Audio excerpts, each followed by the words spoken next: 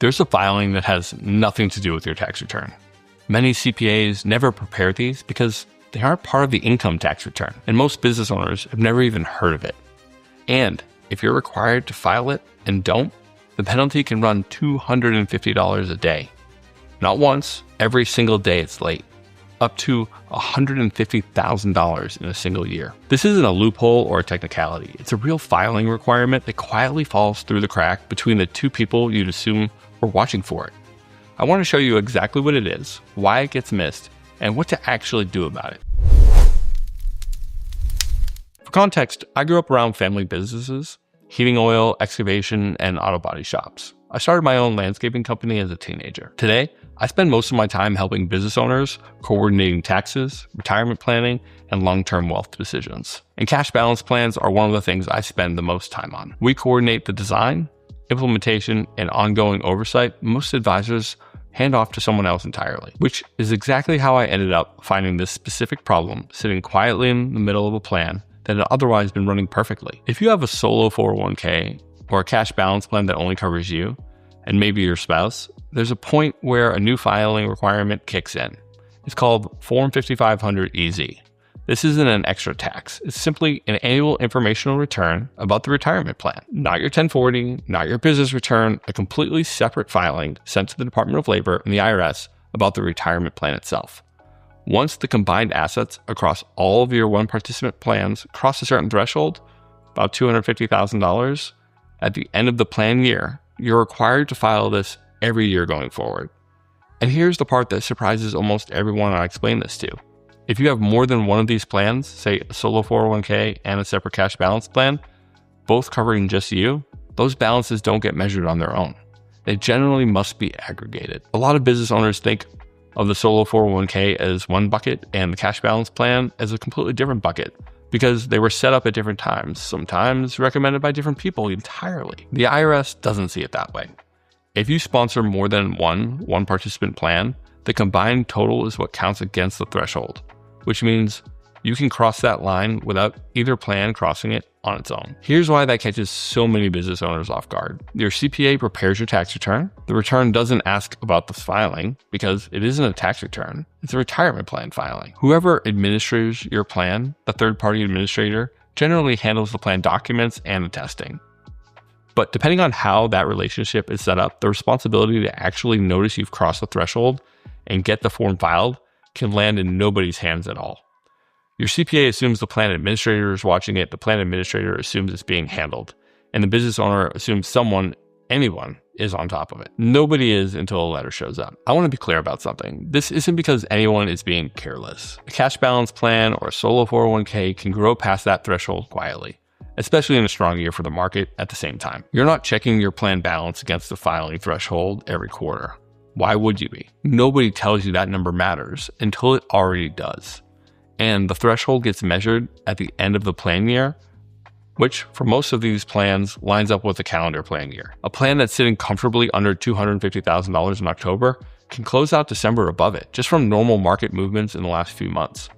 And once you're over it, the requirement doesn't go away on its own. It applies every year afterwards, for as long as the plan holds that much or more. There's a structural reason this specific filing slips through, and it's not just bad luck. A 401k at a company with employees falls under ERISA, the federal law that governs most retirement plans, and what comes with a whole layer of built-in oversight: a record keeper, a third-party administrator, sometimes an auditor, several sets of eyes on different pieces of the same plan. A one-participant plan, just you or you and your spouse, generally has no employees covered by it.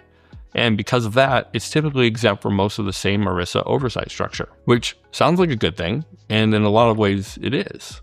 Less paperwork, less cost, less complexity than a company plan carries.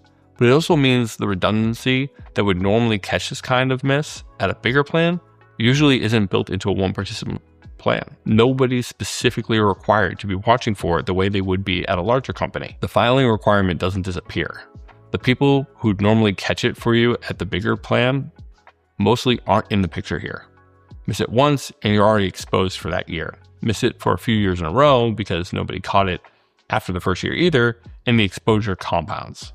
That's the kind of mistake that frustrates business owners the most. Not because someone did something wrong, but because everyone assumed someone else had it. If you have a solo 401k or a cash balance plan and you're not completely sure whether this filing has been handled for you every year, this is exactly the type of thing we discussed during an introductory meeting. We'll talk through your business, your retirement plan, and determine whether a tax strategy review makes sense for your situation. There's a link below, but let's keep going because there's a version of this I see more often than you'd think. I've sat down with business owners who built a cash balance plan years ago, funded it consistently, and did everything right on the contribution side. The plan grew exactly the way it was supposed to. And when we go back and check the filing history, we find a year, sometimes more than one, where the assets were well past the threshold and nothing was filed. Nobody caught it because nobody owned it. The CPA's job ended at the tax return.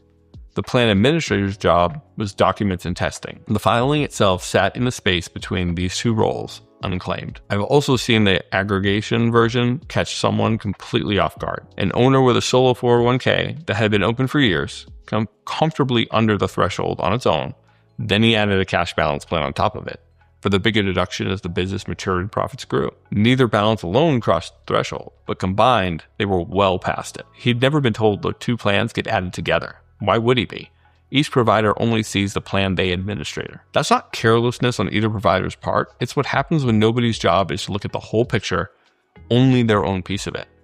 That space between two roles is exactly where I think most of the expensive mistakes in this industry happen. Not because someone did their job badly, but because nobody was actually assigned the piece that falls between two jobs. The good news in situations like this is real, and I want you to hear it because I don't want to feel like this is a scare tactic. If you catch a missed filing before the IRS does, there's a voluntary relief program. Instead of facing full daily penalty, there's a voluntary late filer relief program that may significantly reduce your penalties when certain requirements are met. It's meaningfully less painful than the penalty structure it replaces. But that relief only exists if someone actually checks and catches it. Your options may become much more limited if the IRS finds it first. Look, every situation is different, so don't make planning decisions based on a YouTube video. Run ideas by your own advisors. Or if you'd like a second opinion, schedule some time on my calendar below. So, this isn't complicated to fix. It's just easy to overlook. If you have a one-participant retirement plan, a solo 401k, or a cash balance plan covering just you and your spouse, there are 3 questions worth answering. First, do you know what your combined plan assets were at the end of last year?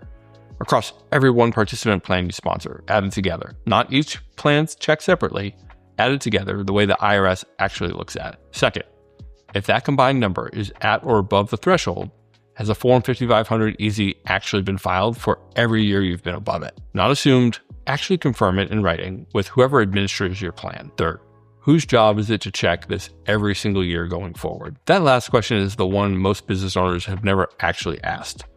There's a plan design person, this person who handles contributions. There should also be one person whose job includes watching the specific number every year. And naming that person out loud is usually all it takes to fix this permanently. If you don't know the answer to any of those 3 questions, that's not a small detail to shrug off. It's exactly the kind of thing that turns into a real number if it sits unnoticed long enough. In practice, that usually means one phone call. Call whoever administrates your plan and ask directly whether your combined one participant plan assets crossed the threshold at the end of last year. And if so, whether a Form 5500 Easy was actually filed for that year. Not whether the plan documents are current, not whether contributions were made correctly, specifically that filing for that reason. If the answer comes back quickly and specifically, you're almost certainly fine. If the answer is vague or nobody's quite sure who would have filed it, that's worth running down before it becomes a multi-year problem instead of a 1-year phone call. Cash balance plans are one of the most powerful tools available to a profitable business owner. They can move a meaningful amount of income out of this year's tax bill and into retirement savings, especially for owners in their 50s and 60s who are behind on where they want to be. But a powerful tool with an unmonitored compliance requirement attached to it isn't actually a clean win.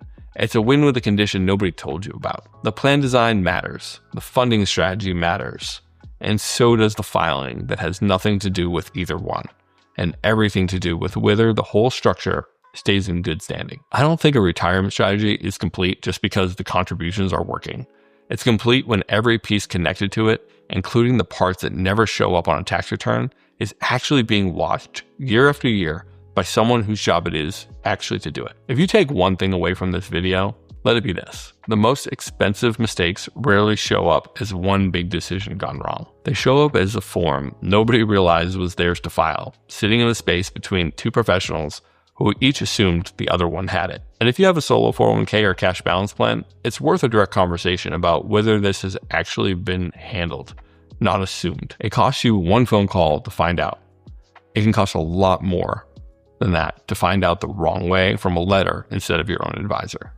If you'd like a second set of eyes on your own situation, schedule an introductory meeting using the link below. We'll talk through your goals and confirm whether every piece connected to your strategy, including the ones nobody usually mentions, is actually being watched the way it should be. Because the parts of your plan that never show up on a tax return are often the parts costing the most to ignore.